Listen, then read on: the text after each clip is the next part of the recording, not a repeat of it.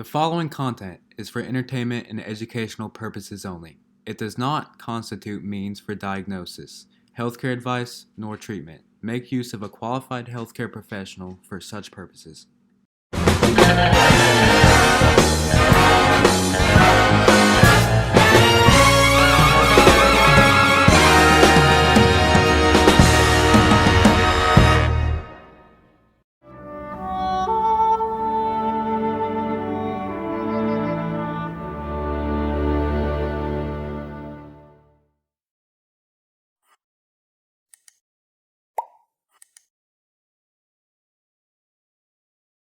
Good morning, everyone. My name is Dr. Charlene Ortiz, and today we are going to continue our lectures in development. Now, initially, I did speak about early stages of development, particularly those of the prenatal stage. So, for instance, aspects that occur before you were born and those around you.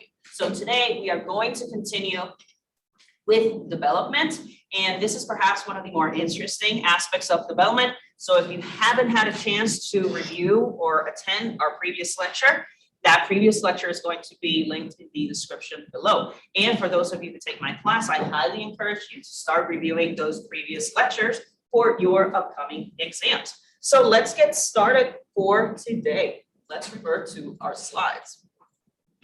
One of the more interesting aspects that you will come across in the field of lifespan development is that of Erik Erikson's stages of development, right? So he was immensely important when we were studying development. And why is that? Well, what Erikson proposed is that development is going to occur in stages, right? Development is going to occur in stages. But what is a stage specifically, right? A stage is a specific period during which characteristics and patterns are expected to arise. And that definition is actually really important because if you haven't hit a specific developmental stage, that tells me that there could be some sort of issue. If I expect you to be able to trust people at an early age and you don't meet that particular stage of development, then now we're starting to engage in other issues that may manifest themselves in childhood and even now in adulthood. So Erikson had 8 stages, right? What he noted is that we will always have a psychological crisis. Bless you. We're going to have a psychological crisis. And this psychological crisis is going to be the core factor of each stage, right? So let's start with stage number 1. In stage number 1, we're going to face the crisis of either trusting or not trusting, right? This generally occurs in the first year of life. So what occurs during that time? What happens is you completely depend upon a caregiver to survive. If you could not trust your caregiver that your basic needs are going to be met. So for example, when you cry, you are fed. When you need to be cleaned up because you have relieved yourself as a child and you're not cleaned. Notice that Erikson would argue that you're not having a predictable world. So if you cry, every time that you cry, you get fed, that is a prediction that a baby can do, that can trust in, that those factors, those needs are going to be met. However, we know that that's not necessarily the case, right? There are many caregivers and parents who simply do not meet those needs of their children. So what happens, according to Erikson, is that you can either resolve that crisis or not resolve that crisis. If you don't resolve that crisis, that is going to lead to problems with personality, psychological illnesses in the future. So that is the main argument of this stage development. If that crisis is not satisfied and met, eventually it's going to lead to repercussions. So the question that a toddler would have in that time is, can I have a prediction for my life? Am I being supported? I.e., can I survive? If I cry, am I going to be fed? Notice that a lot of these factors are innate, right? These are crises that we consider some of them can have a biological foundation to them. And it makes sense because every time a child is hungry, they will cry. Now, as the child gets older, right? Second and third years of life, we're going to start moving into our second stage. Notice that in this second stage, we are dealing with the crisis of either having autonomy or developing shame and doubt.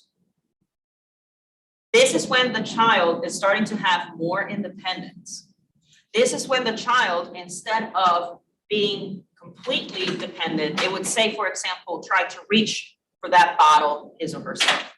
It's trying to gain some independence, some autonomy, if you will. What starts to happen is that the child starts taking some form of personal responsibility. The child starts having some sort of responsibility. For example, this is when we start seeing that the child is learning how to potty train, right? How to use the toilet. These are efforts that the child has to do in order to start regulating his or herself.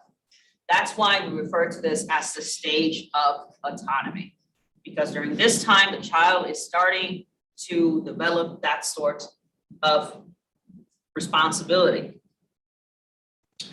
It requires that that child starts developing self-sufficiency, right? The child knows that now we don't need to necessarily cry to have our need met, of relieving ourselves from urine, I should say. Now I know that I can go to the bathroom because I've been potty trained and I have that responsibility, that autonomy of going to the bathroom if I need to. So that is one of the examples. Notice that the child starts feeding itself, right? So the child starts having some autonomy. We don't have to feed the child by hand. The child starts grabbing his or her food. The child is starting to undress himself, and it starts to learn that he or she must bathe. The problem is if the parents are not satisfied, right? The parents, say, for example, are demanding or are not nurturing, or the parents do not provide that sense of autonomy for the child. Notice that what is going to occur is that this child will have the propensity of starting to develop parenthood problems, parent-child conflict. Because remember, the crisis is, can I be autonomous, or am I going to start feeling ashamed and being doubtful? This is where a lot of confidence issues may arise, because we didn't have that support from our parents. Now the child is going to have immense shame and guilt should this autonomy not be satisfied, should this crisis not be dealt with and fulfilled.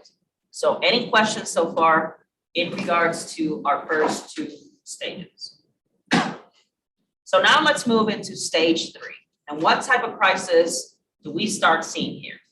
Well, that is the crisis of initiative versus guilt. One of the common themes that you're going to see and around this age, 4 to 6 years, the child is going to start asking, am I a good kid or am I a bad kid? What determines good or bad? Erikson started noticing that during this time, children start functioning socially with their families. What happens here is that generally during this time, children tend to be more selfish, right? Children tend to be more selfish, right? They tend to focus immensely of what their own needs and desires are. There's this really funny, I can't remember who said that, but it was a comedian. And he said that his children were selfish because if I am talking to an adult and I say, hey, I can help you with that right now. And then an adult would say, all right, no problem, take your time. But that he wished that his children would tell him that they were 4, It's like, oh, I'm busy, I can't help you with that. They're like, oh yeah, sure. Can you imagine a 4-year-old saying this? Oh, no problem, chill, bro, take your time. They don't understand that concept. They don't, because their needs need to be met right then and there. They want to go to the park right now, not tomorrow, not in a couple weeks. My needs need to be met right now, right? And we start informing those decisions because we are interacting with our family in a more social manner. So that's what we refer to as being more selfish, right? You're not gonna find a 4-year-old that says, oh yeah, bro, don't worry, sis, take your time, whenever you can, that's fine. Because they are focused in their own needs and desires. Now, if children during this time, family members can start instilling guilt in their children. Well, you're just being selfish. You're not thinking about your siblings. I'm taking care of your little brother. I can't go to the park today, right? Or we start presenting that the child's needs are not necessarily adequate. Then what's going to happen is that the child is going to develop feelings of guilt. Whereas if we show the child the importance of being socially acceptable and having socially acceptable behaviors, so waiting, having patience, things like that, chances are that the child will develop confidence. The child will develop initiative, right? So if the crisis is satisfied, the child will develop initiative. But if that crisis is not satisfied, then what's going to occur is that the child is going to start feeling guilty. Maybe I am selfish. Maybe I'm not as important as I thought I was. So notice that that can occur. And something I need to remind you is it is considered that the impact of these stages is long-term, right? So it could affect you today, the aspects that weren't met then. Any questions about our first 3 stages so far? Yes, sir. I've heard that through early childhood, because like probably something I remember, that basically kids like literally cannot comprehend like another person's perspective, like they are the center of the group. Is that true, or is it just that they don't care? They don't have the ability just yet to understand it. It is very difficult because, and we'll actually talk about that in our chapter 2, aspects of concrete thinking and operational thinking. We're actually going to talk about that. How is it that children have that difficulty in seeing the needs of another person? Generally because they're still basically survival mode, if you will. So if my needs are not satisfied, I can't survive, right? So they're still in that perspective. But yeah, it's generally because it's difficult for children to see that perspective. It truly is. It's very difficult. It's difficult for adults to see that. Now let's move on into our stage number 4. This crisis here is going to refer to as the industry versus inferiority.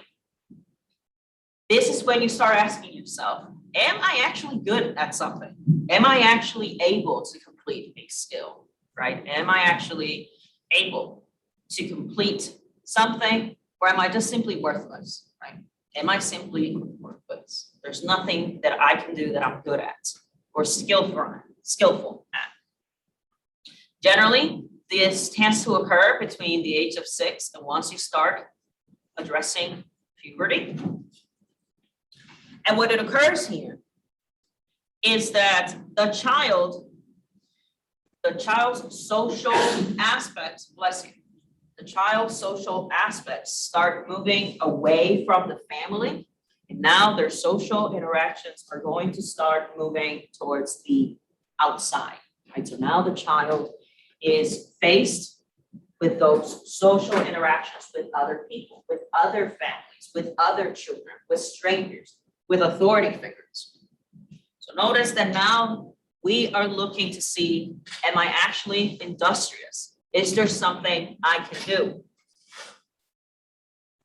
Now, remember that children who are able to function in a nurturing social environment between childhood and adolescence This is when that nurture turns into where you can be productive, right? You start seeing that you invite the child to do tasks with you. So let's go and break the leaves, or let's do things together, and you help mom fix the car. And you notice that you are encouraging, you're nurturing the child into doing certain things. But if we were to cancel that encouragement, right? If we simply don't even provide that nurturing environment in the first place, when the child can become nurtured in learning and being able to gain some form of industry, the child will start not being able to satisfy that crisis, and therefore the child will fall into a sense of inferiority. The child would consider his or herself where his or her productivity is not valued. The child will believe that they are incompetent, that their productivity is simply not enough. And I know, at least with a lot of my clients, that tends to be the case. They consider themselves that they're not valuable. And I like to, usually with my clients who have depression, I usually ask them that question. So what are you good at? Anything, anything, anything you're good at. It's so hard for a lot of people to answer that question. And you can say, I'm the one that can bake the best cupcakes in town. I bet you have my cupcakes. There's no better cupcake you can have. And it's so hard with people with depression to find that sense of industry, and they start feeling inferior. So let's go back to our presentation. Let's move forward to our stage 5. This is when we start looking into adolescence.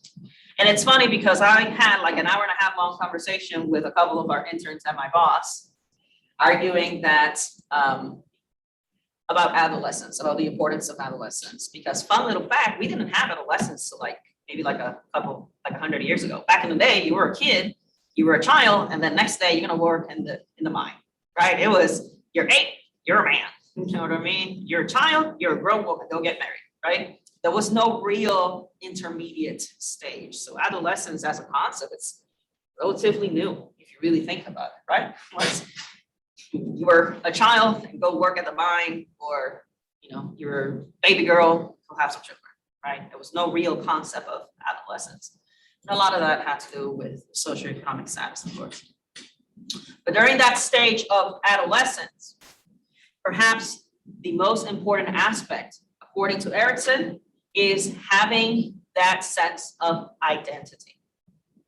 Notice that beforehand, when you were a child, you were informing your identity based on your parents.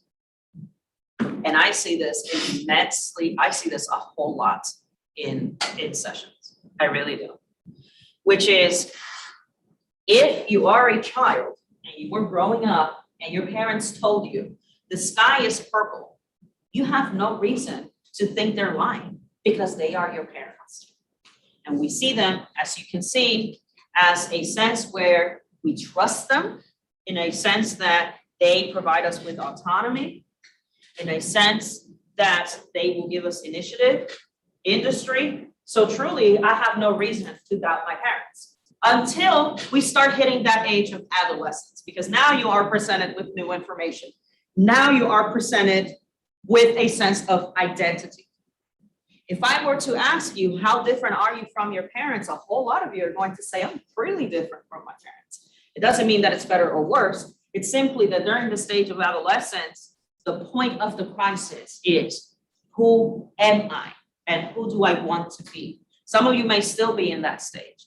I don't know what I want to do when I graduate, right? Some of you may still be there, right? Because it is difficult to, what I like to call divorce yourself from your parents. And I use that silly example of if your parents told you that the sky is purple. But unfortunately, that silly example is very real. Because if I grow up with my parents telling me I am a piece of nothing and I am worthless, I have no reason to doubt them, because they are my parents. Just like I have no reason to doubt that the sky is purple. So it does actually have very real consequences that we're forming our identity before that with our parents. Yes, sir. So it's Curtis, I think it was on NPR. This guy raised his daughter like for 6 years of her life without telling her what color the sky was. And when he asked her what it was, she didn't know. That's funny. I love it. So for those of you who didn't hear, for some reason I can't hear you guys really well. I think it's because the heater is waxed. So, but what I could gather was there was a study where this gentleman did not tell her daughter what color the sky was. And I find that funny because she didn't have any reason to look, okay, so what color is the sky? Because she simply wasn't informed about it. And unfortunately, this has real consequences.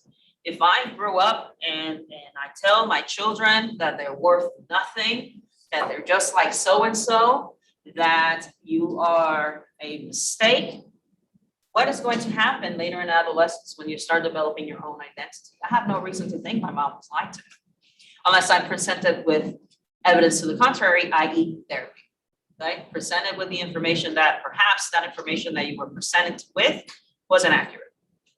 But that's a realization that the client has to come to on his or her own.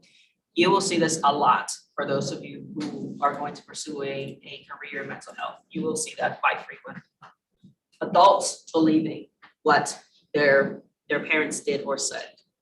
For instance, think about sexual assault, right? A lot of children are sexually assaulted, but we like to call minor predators.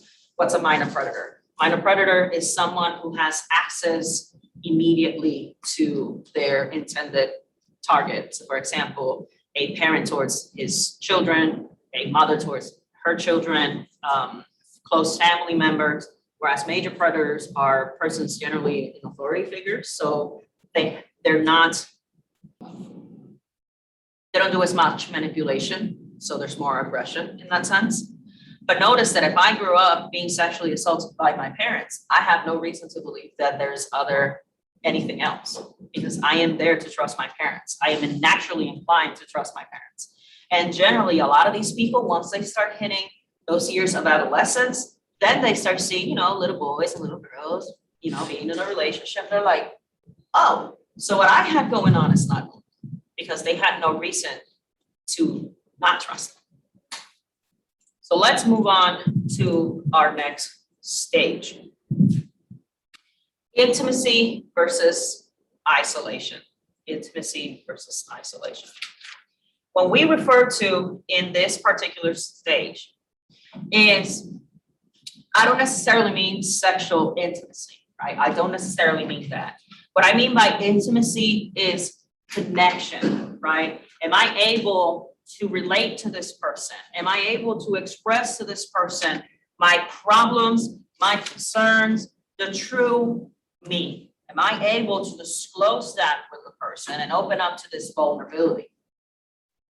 Notice that in this particular case, if I consider myself that I am not able to resolve this crisis of being intimate, to be able to disclose with someone what hurts, what doesn't hurt, right? What are my deepest thoughts, my desires? If I consider myself that I'm not able to resolve this crisis, that the outcome, according to Erikson, is that I will become isolated. I will become isolated because simply, I am not able to share with another individual. Generally, this tends to occur during early adulthood.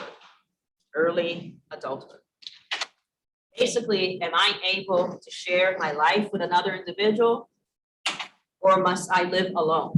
Any questions about that? Let's move forward to our stage number 7. Notice that in this stage, some of your parents may be in this stage, right? Which is middle adulthood.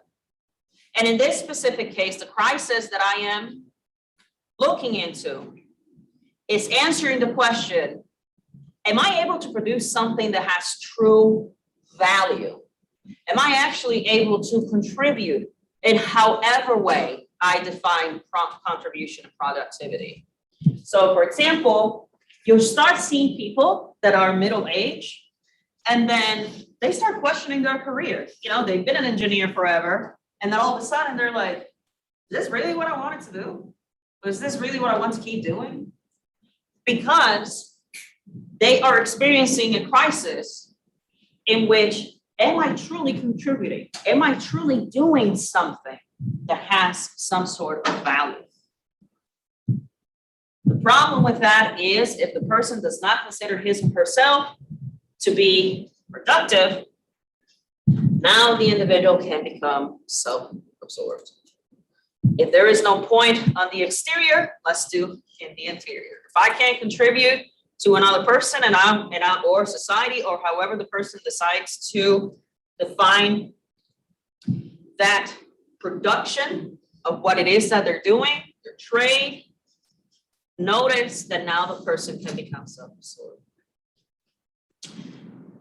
And the last stage, now we're thinking about late adulthood, thinking about the age of retirement, right? Thinking about the stage in which the nest is empty. Your children are grown, so we lose that sense of production, right? Your children are grown, they're leading their own lives. You are perhaps retired or soon to retire. And the general question that is going to arise within you and your clients, according to Erikson, is, have I lived a full life? What are my regrets? What do I wish I had done differently? And in this particular stage, many individuals, particularly those who are in retirement, would say, so what is my purpose? Did I actually contribute? Did I actually live my life how I wanted to live it? Because notice that we are in an older stage, and therefore death is perhaps closer. So now the crisis is, have I lived a full life? So any questions about that?